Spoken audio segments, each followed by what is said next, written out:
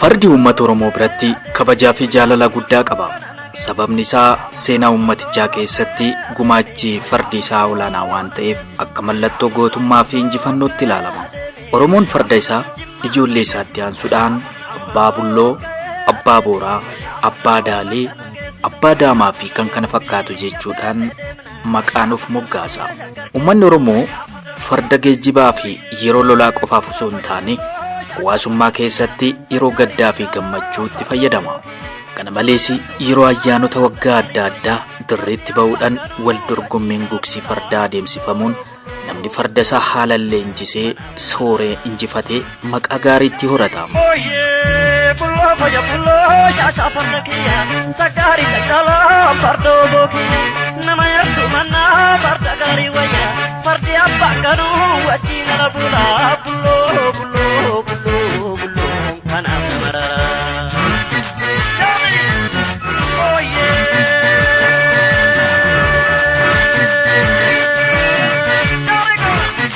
Gugsii fi agarsiifni fardaa kun akka durii ta'uu baatus ammas Oromiyaa iddoo adda addaatti adeemsifamaatuma jira. Calaqqee aadaa fi gootummaa kaleessaa sana haala nama hawwatuu fi qindoomina qabu mul'isuudhaaf feestivaalli gugsii fi agarsiisa fardaa waggaa waggaan akka qophaa'u taasifamee jira. Bara kanas akka Oromiyaatti yeroo sadaffaadhaaf walta'iinsa biiroo aadaa fi turizimii Oromiyaa magaalaa Shaggarii fi bulchiinsa godina Shawaa Kaabatiin agarsiifni fardaa kun magaalaa Sandaafaa bakkeetti qophaa'eera.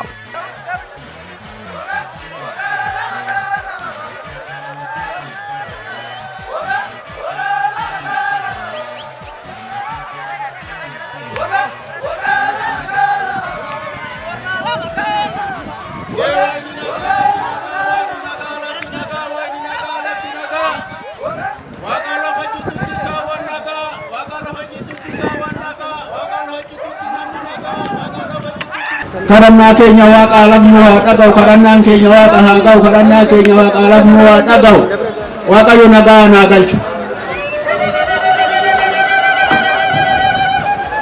Baniinsa feestivaalaa fi agarsiisa fardaa kanarratti kantiibaan bulchiinsa magaalaa Sandaafaa bakkee obbo Alamaayyoo Tonkoluu seenaa keessatti gumaachaa fardiin Oromoo baatan yaadachiisuun fardi mallattoo gootummaa fi birmadummaa biyyattii ta'ee dhalootatti akka darbuu fi hojiin jalqabame kun cimee akka itti fufu eeraniiru. Bulchiinsi magaalaa Sandaafaa bakkee gootota hedduu kan biqilchite keessattuu qabsoo diddaa weerara xaaliyaanii bara 1928 hanga bara 1933 gootonni Oromoo iddoo garaagaraatti taasisaa turan kan qooddattu kanneen akka goota Jimaa Sanbatee kan biqilchite yoo ta'u gootonni kanneen diddaa fi haleellaa humna xaaliyaan irratti taasisaniif gumaachi fardeen isaanii guddaa akka ta'e seenaan ni kaasa. Jimaan boora kaachisee Jimaa Sanbatee boora kaachisee leenca faranjii jibaachisee kan jedhames kanumarraa ka'eeti. Walitti dhufeenyi yookaan hariiroon fardaa fi dhala namaa waggoota kumaatamaan lakkaa'aman dura ta'uu fi akka biyya keenyattis dursee farda fayyadamaa kan ture saba guddaa kana saba Oromoo akka ta'e seenaan ragaa ni baha. Sabni Oromoo farda gammachuudhaaf gaddaaf bilisummaaf kan itti fayyadamu ta'uu kanarraa ka'uudhaan hubachuun ni danda'ama. Waa'ee farda Oromoo keessattuu kan Oromoo tuulama waan baay'ee jechuun danda'amus injifannoon Adawaa farda Oromoo malee kan hin yaadamne ta'uun waan dagatamuu miti. Fardeen Oromoo Xaaliyaaniin Itoophiyaa fi uummata ishee akka hin gabroomsine kan taasisan, birmadummaa biyyaa kan kabachiisan, Itoophiyaan seenaadhaan akka kabajamtu kan godhan qofa osoo hin taane ka'umsa qabsoo bilisummaa biyyoota Afrikaa bara 1960mootaa fi mallattoo bilisummaa fi sabboonummaa uummata gurraachaa yookaan Pan Afrikaanizimiiti. Hamileen farda Oromootiif osoo naaf kennitanii guddaan gammada. Farda Shaashoo, farda Shaangoo, farda Daamaa, farda Daalee, farda Bullootiif hamileen ni xiqqaata.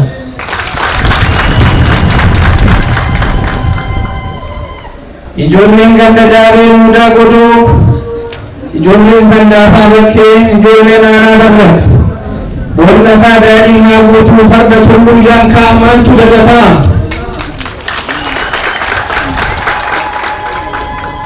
Ganda Giraar Barrakii irraa ka'ee abbichuu fi jidda gahee asiin kun hanga dubbichuu fi hambisa qaaree abbaan keenya jabaan haati keenya marartuun qoodeewwan teenyaa fi daa'imni sabiyyiin gaafa boqotan eessa dhaqxaa deemtaa karaan daabee naman galchuu eessa dhaqxaa deemtaa karaan Mikaa'elaa naman galchuu nagaatti tiyya galti hin taatu jechuun safuu Oromootiin gadda akka baafannuun kan nu taasisan farda barraa hundee maaltu dagataa?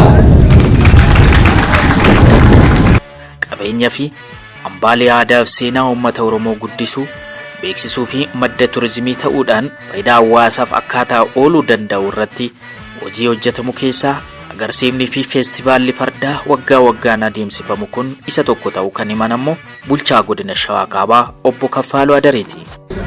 Oromoon kaabas jiru, kibbas jiru, bahas jiru farda isaatiif ulfina guddaa qaba. Farda kanaan seenaa biyya kanarratti hin dagatamne hedduu hojjetee jira. Amma dubbiin fardi keenya kun qabeenya keenya ta'ee gaaddisa keenya ta'ee akka itti fufu gochuudhaaf sagantaawwan akkasii kun baay'ee murteessaadha. Biiroon Aadaa fi Turizimii Oromiyaa duudhaawwan uummanni kun kanaan dura qabu, qabeenya uummanni kun kanaan dura qabu, dhiibbaawwan gara garaatiin awwaalamaa turan baasee deebisee biqilchuudhaaf, kunuunsee guddisuudhaaf qabeenya uummata kanaa ta'ee akka bahu, gaaddisa uummata kanaa, hamilee uummata kanaa ta'ee akka bahu hojii hojjechaa jiru guddaadha. Akka godina keenyattis godinni keenya Salaaleen uummata fardaan beekamu. Fardeen as baay'eessaa kan akka biyya kanaa itti beekamu jiddatti dhalatanii kan guddatan. Fardi kun asitti dhalachuu isaa qofa hin taane ittiin beekamuu danda'uu qabna. Baafnee fayyadamuu danda'uu qabna. Akkuma kaleessa malee keenya irratti waliigal fardi ammaan dura warra keenya ulfina godhanii ulfina itti fayyadaman har'a gaarii harkisee gadi jechuu danda'an. Fardi kun akka sagantaa har'aa kana qopheessinee turizimii hawwata turizimiitiif faayidaa guddaa akka buusu. Magaalonni akka irraa guddatan, baadiyyaan akka irraa guddatan, fardeen keenya akka ulfina argatan gochuudhaaf jabaannee hojjechuu danda'uutu nutti jiraata.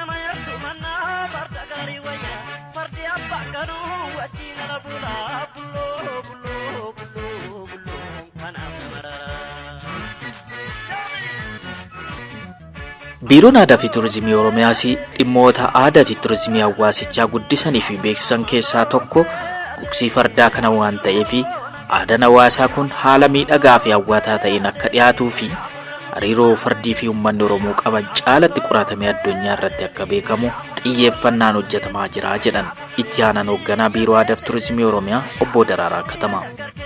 Oromoon duudhaanis nagadaa keessatti wiirtuulee sirna gadaa ofiitiin heeraaf seera mataa isaatiin tumaalee adda addaatiin dhugeeffatee fi lallabe qaba. Qabeenya aadaa boosaa akkanaa kan immoo daraanitti hojjechuun karaa danda'amu kamiiniyyuu qabeenya turizimiif oolchuun hojiilee hawaasaa biyyoota sadarkaan jiru hundarraa eegamu ta'ee feestivaalii gugsii fardaa kunis kana keekuu fi toora xiyyeeffannaa isa guddaa fi qaama sagantaa kanaati. Duudhaa aadaa fi seenaa fardaan wal qabate kana kunuunsuudhaan dhaloota dhufutti dabarsuun kunuunsuu fi dhalootatti dabarsuu qofti gahaa waan hin taaneef feestivaalli fardaa fi aadaa duudhaa seenaan fardaa wal qabatee jiru kun gara dinagdeetti jijjiiramee jiruuf jireenya hawaasa keenya jijjiiruu akka danda'u Biiroon Aadaa fi Turizimii Oromiyaa irratti xiyyeeffatee kan hojjetudha. Itti aanaan afayyaa'ii caffee Oromiyaa obbo Eeliyaas Uummataas saganticha irratti argamuun akka jedhanitti fardeen Oromoo biyya irra darbee addunyaa irratti gootummaa fi ciminaan kan beekaman ta'uu himanii seenaan kun dhaloota ammaatiinis akka hojjetamuu fi akka itti fufuuf mootummaan naannoo Oromiyaa haala qindaa'aa ta'een hojii eegale kana cimee akka itti fufuuf tumsi hawaasaallee barbaachisaa ta'uu dubbataniiru. Oromoon farda akka ilma isaa hangafaatti kan ilaaluu fi kunuunsaasaaf magus taasisuun beekama. Fardi Oromoof mallattoo gootummaa qofa osoo hin taane mallattoo injifannooti. Waraanota gurguddoo akka Adawaa irratti gootota Oromoo seenaa keessatti faarfaman duudhaa gootummaa fardeen Oromoo icciti injifannoo isaaniiti kaleessa ta'e kan yaadatamu gootni maqaa fardeen isaanii moggaasan maqaa kennaniif waamaman ragaa ta'uu danda'a. Fardi birmadummaa biyya tiksuu keessatti lolee lolchiisuun wayitaa cidhaa faayaa miidhaginaa ta'ee tajaajiluun wayitaa gaddaas goota kabajaan awwaaluuf qoonni qabu olaanaadha. Fardi hiriyaa dhugaa fi aantee ta'uu isaatiin Oromoo biratti waan beekamuuf kunuunsa addaatu taasifamaaf. Aadaa gama kanaan qabnu dagaagsuun dhaloonni itti aanu dhaalchisuuf feestivaalli agarsiisaaf waldorgommii fardeenii yeroon geggeessuun gam tokkoon guddina aadaa keessatti qooda isaa akka bahatu gama biraatiin immoo hawwattoonni turizimii naannoo keenya bal'inaan daawwatu biyya alaaf keessaa arguuf gargaara. Kanaaf feestivaalli fardeenii har'a bu'uurri isaa kaa'ame kun daraan cimee babal'atee itti fufsiisaan akka geggeeffamu taasisuu keessatti hunduu qooda isarraa eegamu gumaachuun aadaa isaa guddisuu qaba. Mootummaan naannoo Oromiyaa feestivaalicha cimnaan itti fufsiisuuf deeggarsa hin qusatamne kan kennu ta'uusaa isiniif mirkaneessaa.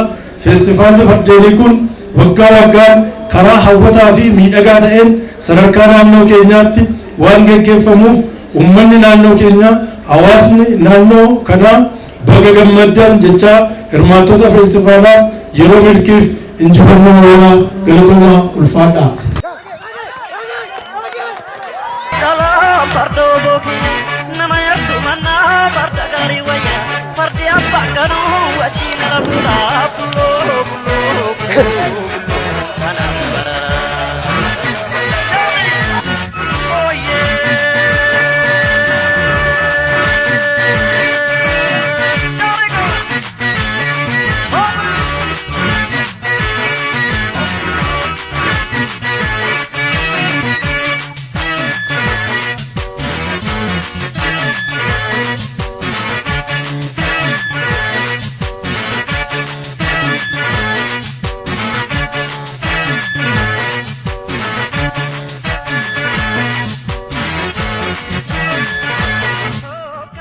Kana malees abbootiin gadaa fi namoonni saganticha irratti hirmaatan fardii fi Oromoon gootummaa fi injifannoon kan beekaman ta'an illee kunuunsi amma fardaa fi taasifamaa jiru garuu gadaanaa ta'uudha kan eeran.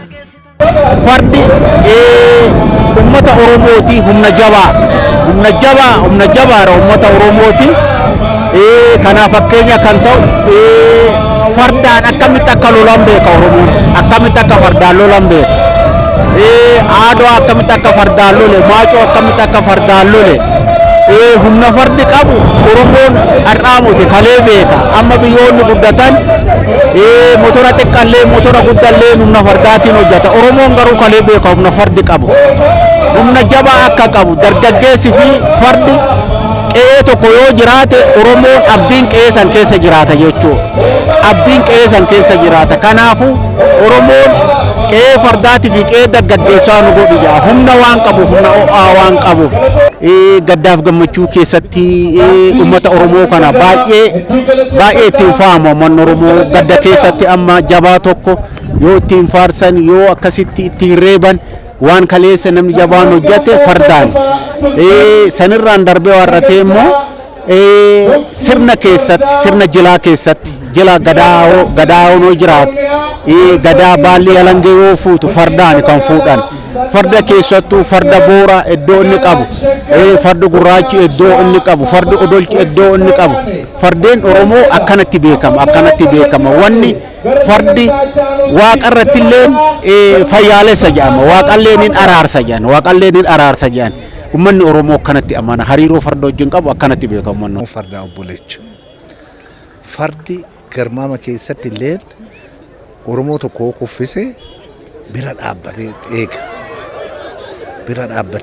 biraa warra amantii qaba waan kana ta'eefu garuu farda amma yeroo ammaa kanatti kabajan kenninee fi gaariidhaan itti fe'aa jirra.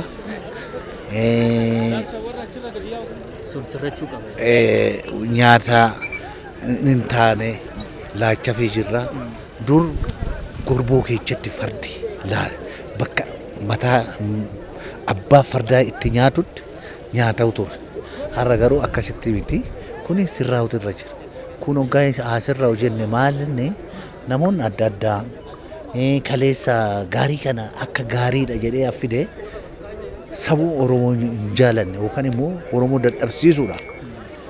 Oromoo fardaan waraana fardaan waan beekamuufu akka konkolaataatti akka tajaajila harreen yookaan waan biraa hojjetaniititti irratti akka Oromoo fayyadamu godhan. Haa ta'u malee isuma laalee immoo namoonni adda addaa maatii isaa guddifachuudhaan tajaajila tokko godhachuudhaan amma itti fayyadaman inni sirrii miti. Ta'uun irra jiru akka kiyyatti fardatti fayyadamuu san dhiifamee carraa hojii uumuu dargaggeessi kanatti fayyadamu. Jaarsa kanatti fayyadamu. Daa'ima isaatti hin guddifatu. Hunda isaatiifuu carraa hojii uumuu fi mootummaan godhee fi fardi kokku akkuma kaleessa abbootii keenyaa sanitti kabaja argachuutu irra jira. Tajaajila dur garmaamni itti Oromoo fayyadamu san ani iddoo waraanaatti itti fayyadamu san akkasitti deebi'uutu irra jira malee fardatti ba'aa fe'uun baachisuun hin ta'uu jedha. Fardi tokko faayyaaf cedarratti gaddarratti waraanarratti Oromoodhaaf faayidaa hedduu qabaachuudha. Fardi calliseetuma farda waan ta'eef miti daalee farduma yaadaalee abbaa sooree yaabbata malee kan jedhame fardi ariitii akka dhaqqabdu si taasisa dheeffitee akka jalaa baatu si taasisa fardi tokko immoo abbaa farda maqaa kee illee akka safuu argattu si taasisa jechuudha. Kanaaf faayidaan fardaa Oromoodhaan yookaan jiruuf jireenya Oromootiin adda bahee ilaaluun hin danda'amu jechuudha. Maal jedhanii faarsu? Adiin rufa kutee jamamaa gadhiisuu didee malee garaadhaan lafa ga'ee marri maanto ceesuu didee malee adiin rufa kutee daalachi irra gadeen kaatu yoo abbaan kaachise malee garaa wanna hiriyyaan nyaatu yoo abbaan nyaachise malee fardaa walitti qabsiisanii sirba jechuudha. Daalachi farda kanaan akkasitti sirbamaa jechuudha. Fardoo bookii nama yaaddu mannaa farda gaarii wayyaa fardi abbaan kanuu wajjin ala bulaa bulloo kanaaf mararaa.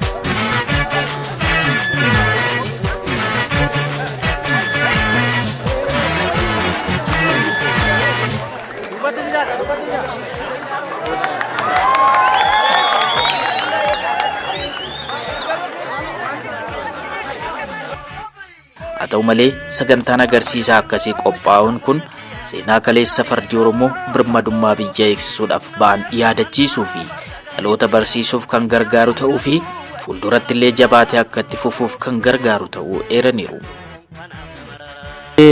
Oromoon waan itti bulee bulfate san waan irratti humna qabu san diinni baay'ee harkaa gatan tarse baay'ee harkaa gate humna Oromoon qabdu keessattuu afaan deebisee keessattuu humna Oromoon qabdu faamina farda wajjin qabu humna farda wajjin qabu harkatti laafise diinni harkatti laafise amma immoo akkanatti farda hoggattoo laalamu akkanatti guyyaan fardaa hoggattoo akkanatti jaalatamee akkanatti yoo si'aayinaani ummanni shawaa kaabaa kuni bahee akkanatti kabaju miiratu nama keessatti dhagama humna kalee Oromoon qabu sani diinagdee kalee Oromoon fardarraa qabu san yoo akkanatti kan deebi'u yoo akkanatti kan kunuunfamu taate keessattuu fardi yoo sooramee yaabbatu keessattuu fardi yoo ittiin garmaaman akkanatti yoo guyyaan fardaa kun akkanatti kabajamu kanumaa wal qabsiisee gootonni hedduulleen fardaan kan beekaman gootota hedduu gaafa siidaa dhaaban fardaaf illee dhaabbatutu irra jira siidaan tokko magaalota Oromiyaa gurguddoo keessatti waan fardi Oromoo godhe qarqaarsaa Oromoodhaa fardi godhe kabajaa fi jaalala Oromoodhaa inni godhe kana ulataa isaa laalanii siidaan illee dhaabbatuuf irra jira. Ani kanan dhufe aanaa eekkatirraan dhufe laga daadhii laga xaafoo birraa qaxalaatan jedhama. Inna feestivaalli kun sirriitti kan farda keenya jajjabeechu moraalii keenya illee kan jajjabeechu fardi ulataa guddaa qaba Itoophiyaa irraa. Nachoonni kan biyya keenya fudhattu farda kan naxaa baase gootonni keenya kan akka Baalchaa Nabsoo kan akka Gabayyoo Gurmuu kan akka Zallaqaa Balaay jagnoonni keenya isaan kan fardaan kan biyya kana naxaa baasuu danda'an. Fardi gahee guddaa qaba. Fardi Oromoodha obboleechas ilmas waganas baatee dhalaan galaani loggomee akka ka'e waan dhaga'aa fi gaafa gaa'elaan barbaachisa gaafa waaltaa keessummaan gurguddaa dhufu ina jabaan miidhagsaa waan hundaafuu fardi barbaachisaadha gahee guddaa qaba. Man Oromootti fardi hin qallabamaa uffanni illee uffata adda addaa bitamee fi seeraan ol kaa'amee seeraan fe'amee ba'a guyyaa feestivaalii guyyaa kan qiyyaaree uffata illee qabaachuu qaba. Babuu Shifarraan jedhama. Aanaa Barraaq Godina Shawaa Kaabaa. Ganda Buraa Barraaqirraa dhufe fardi jalqaba siidaa dabalee irraa kaasee seenaan yoo dubbatu iddoo guddaa qaba. Fardi gaafa du'aa gaafa jireenyaa bakka guddaa qaba. Aadaa safuu duudhaa guddaa qaba fardi waan ta'eef farda san akkaataa kunuunsa isaa barbaachisu goonee fi karaa yaabbachuutti ceena jechuudha. Seenaan fardaa dheeraadha. Seenaan fardaa sana ammoo aanaa Barraqitti waajjirri aadaa fi turizimii kana qopheessee akkaataa kanaan nu kakaasuun isaa anaaf jajjabina guddaadhaan jedhan. Gaarii harkisuun irraa hafee fardi abbaa gadaa gaariin harkisu safuudha waan ta'eef yaabbii fi kunuunsa isaa barbaachisu godhamuufii qaban jedhan. Fardi seenaa qaba baalolataadha. Akka narraa uffatan akka seenaa fardaan banne kana feestivaalii kana jajjabeessa. Sirriitti immoo inni gurguddoon warri biyya bulchullee gaazexeessonni adda addaa miidiyaan qarreen qeerroon abbaan gadaa ati siinqee bakka jiranitti feestivaalli fardaa kun hojjetamuun sirriitti namni farda hin qabne illee akka bitatu kan qabullee akka sirriitti kunuunsee yaabbatu ilaallachiisaa kana jajjabeessa. Lafooto abbaa sodaatudha malee. Bulloo fardaa garbii kan dugdi liigicha cidhaan natti kenni hedduun na liqimsa farda koo qallabe waganee dugda koo naddabe gaaleen kaattura lafooto abbaa sodaatudha malee. Farda warana o aye obirole ko mariko ika ba farda o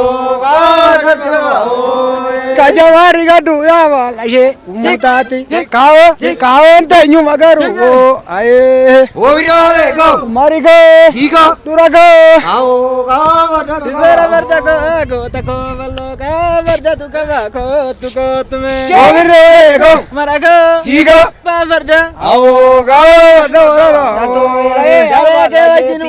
yeroo akkamii taphatu farda yeroo xiqimtiiti jammarree amma faasikaatiitti hin taphanna. Mafaasiga amma shane wata bajji go Maga faasikaatiitti hin taphanna akka barbaannetti burraa'ina fardi keenya fardi ilmoo keenya ilma kiyyaan adda hin jiru jedhee namni jaaladhaan farda ko. Gugsiin fardaa seera mataa isaatii qabaa mee nutti himi?